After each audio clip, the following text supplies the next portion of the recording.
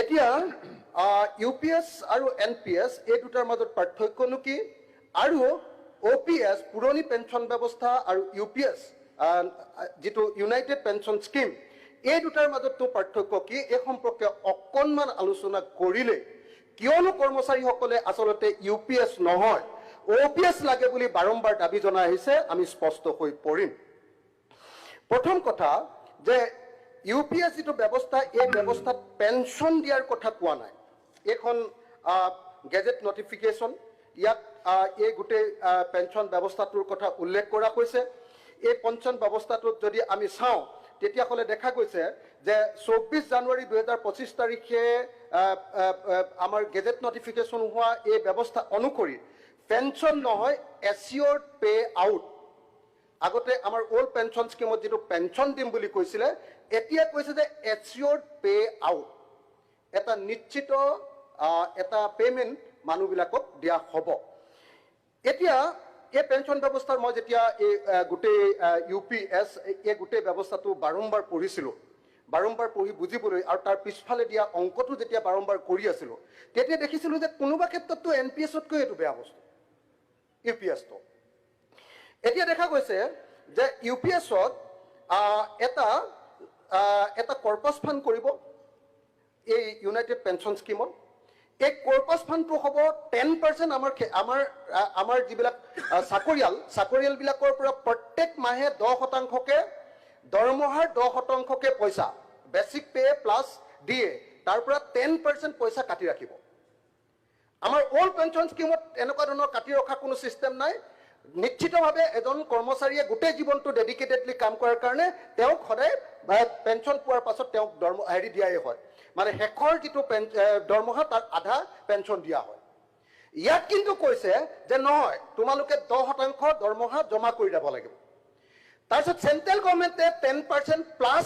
8.5% 18% পইচা এই কৰ্পাছত জমা দিব এই দুইটা লগাই যেটো পইচা হ'ব আৰু এই কৰ্মচাৰীবিলাকে কাটি ৰখা যেটো পইচা হেতু যদি ইনভেস্ট কৰি দিয়ে কোনোবা কোম্পানীত যদি ইনভেস্ট কৰি দিয়ে তাৰ পৰা যেটো ইন্টাৰেষ্ট পাব হেতুৰ পৰাহে এটা পেঞ্চন দিয়াৰ ব্যৱস্থা গ্ৰহণ কৰা হ'ব যেটো পেঞ্চন বুলি কোৱা নাই এটো কি বুলি কৈছে এটো কৈছে এচিয়ৰ্ড পে আউট গতিকে ইউপিএছত কি হ'ব কৰ্মচাৰী দৰমহাৰ 10% কৰ্তন কৰি ৰখা হ'ব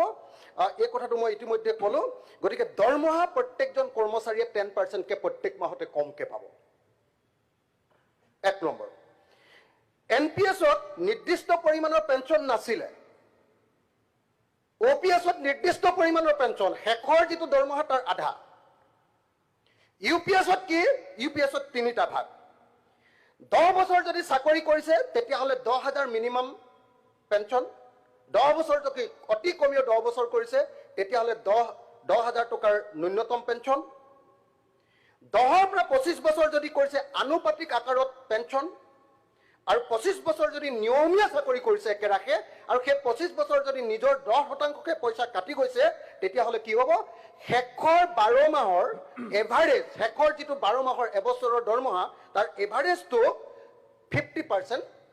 তেওঁলোকে পেঞ্চন ৰূপে পাব এটো হ'ল ইউপিএছ আৰু কি কৰিব হেৰি পতি বা পত্নীৰ ক্ষেত্ৰত যদি মানুহজন ঢুকাই গ'ল পেঞ্চন পোৱা মানুহজন তেওঁৰ পৰিয়ালে কিমান পাব 60% পেঞ্চন তাৰ পাছত মৰগীয়া সাহায্য যেটো ডিয়াৰনেন্স যেটো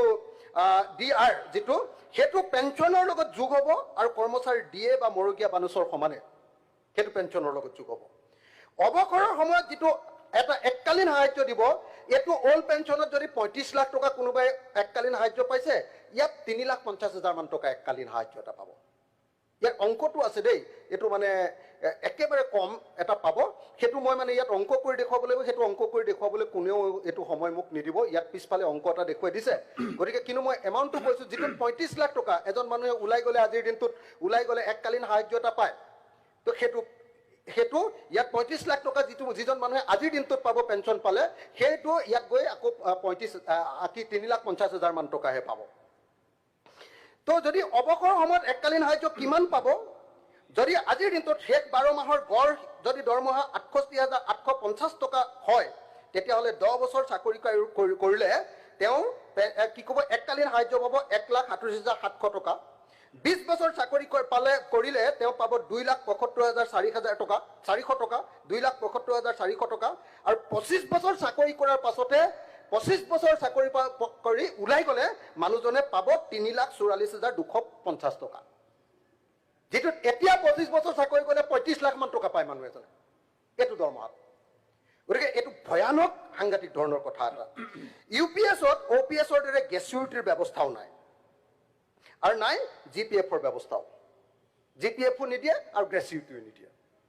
ইউপিএছত ওপিএছৰ দৰে 10 বছৰ পেঞ্চন বৃদ্ধি 10 বছৰ মূৰে যে এই যেটো দৰমহা বৃদ্ধিৰ কাৰণে যিবিলাক আয়োগ হয় তো এই জিপিএছত কিন্তু এই দৰমহা বৃদ্ধিৰ ওপৰত ভিত্তি কৰি পেঞ্চন বৃদ্ধিৰ যেটো ব্যৱস্থা এই ব্যৱস্থাটো নাই কাৰণ আগতে দৰমহাৰ পৰা 10% যে কাটিছিলে তাৰ ওপৰতে পেঞ্চন দিব গতিকে নতুনকে যেটো দৰমহা বৃদ্ধি হ'ব তাত কোনো ধৰণৰ এনহান্সমেন্ট পেঞ্চনৰ এনহান্সমেন্ট নাই গতিকে এজন কৰ্মচাৰীয়ে খালি ইয়াত এটাই সুবিধা এনপিএছত কৰিলে কোনোবাই 2000 টকাও পেঞ্চন পায় ইয়াত ফিক্স কিন্তু 10 বছৰ কাম কৰিলে মিনিমাম 10 বছৰ কিন্তু কাম কৰিলেহে পাব 10 বছৰ কাম কৰিলে ফিক্স তেওঁ 10,000 টকা তাৰ পেঞ্চন পাব কিন্তু 10,000 টকাৰ পেঞ্চনটো অকমান ডাঙৰ যেন লাগিব পাৰে কিন্তু এতিয়া আজিৰ দিনটোত যিবিলাক মানুহে চাকৰি অংশগ্ৰহণ কৰিছে তেওঁ 10 বছৰৰ পাছত যদি 10,000 টকা পেঞ্চন পায় কিন্তু আজিৰ দিনটোৰ 1,000 টকা মান হ'বগে আজিৰ দিনটোৰ 1,000 টকা মান হ'ব এই যে দৰমহা বৃদ্ধিৰ লগত এই যে ডিয়াৰলেন্স এলাউন্স থাকে দৰমহা বৃদ্ধিৰ লগত মূল্য বৃদ্ধিৰ যেটো সম্পৰ্ক এই সম্পৰ্কটোৰ ভিত্তিত যে প্ৰত্যেক 10 বছৰৰ মূৰে দৰমহা বৃদ্ধিৰ যেটো সিদ্ধান্ত সেই সিদ্ধান্ত অনুসৰি পেঞ্চন বৃদ্ধিৰ কোনো ব্যৱস্থা নাই কাৰণে টকা 10,000 পালেও হেতু গৈ আলটিমেটলি 1,000 টকাৰ নিচিনা হ'ব গতিকে ইউপিএছ সিস্টেমটো এটা ভয়ানক এটা সিস্টেম কৰবাত সেই কাৰণে এনপিএছত কৈ ই ভয়ানক ক'ত ভয়ানক এনপিএছ সিস্টেমত যেটো 10% পইচা আপুনি দৰমহাৰ পৰা কাটি যাব হেতু আপুনি যিদিনা ৰিটায়াৰ কৰিব সেই 10% পইচাটো একেলগতে আপুনি ঘূৰাই পাব গতিকে যাবৰ সময়ত আপুনি অন্তত 20 লাখ টকা এটা পাই যাব ইয়াত কিমান পাব 25 বছৰ চাকৰি কৰি যাবৰ সময়ত আপুনি 3,44,250 টকা পাব গতিকে যিসকল কৰ্মচাৰী আপোনালোকে চাব 60 বছৰ বা 65 বছৰলৈকে চাকৰি কৰে আজিকালি গোটেই জীৱনৰ আটাইতকৈ ভাল সময়খিনি চৰকাৰৰ কাৰণে দিলে ৰাইজৰ কাৰণে দিলে আৰু যি সময়ত তেওঁ কাম কৰিব নোৱাৰে 65 ইয়াৰ্ছ হ'ল তেওঁ যি সময়ত একদম মানে তেওঁ জীৱনটো তেতিয়া অলস হৈ গ'ল আৰু তেওঁ ক্ৰিয়েটিভিটি নাইকিয়া হৈ গ'ল তেওঁ কষ্ট কৰিব নোৱাৰা হৈ গ'ল গোটেই জীৱনৰ ভাল ক্ৰিয়েটিভ সময়খিনি সমাজৰ কাৰণে দি দিলে সেই মানুহজনক তেতিয়াৰ মূল্যৰ খাৰত যদি টকা 1,000 পেঞ্চন দিয়ে 10,000 হ'ব এইটো আজিৰ দিনৰ 1,000 টা মানে হেতু যদি পেঞ্চন দিয়ে তেতিয়াহ'লে সেই মানুহজনে আমাৰ এতিয়া এই যে 250 টকাৰ বৃদ্ধ পেঞ্চন পোৱাৰ নিচিনা অৱস্থা হ'ব